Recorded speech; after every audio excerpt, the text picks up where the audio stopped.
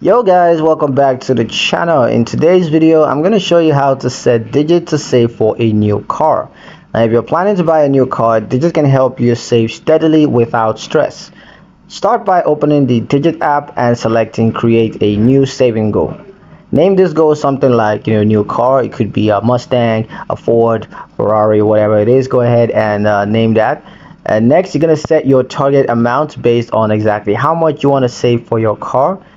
Then you're going to need to choose a deadline that fits your timeline.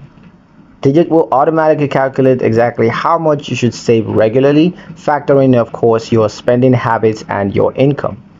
You can also customize how aggressively Digit saves for this goal by adjusting your savings frequency or amounts. Digit will transfer money automatically from your checking accounts into your savings, making it easy to build your car funds without even thinking about it. Keeping an eye on your progress in the app when you're ready, so you can just do that from the app, and you can also withdraw your savings quickly and safely. Yeah, that's pretty much it for the video guys. Thanks for watching. Hit subscribe for more tips on using Digit to reach your financial goal. Like the video and ring that notification bell so you never miss another update in the future. Catch you guys later.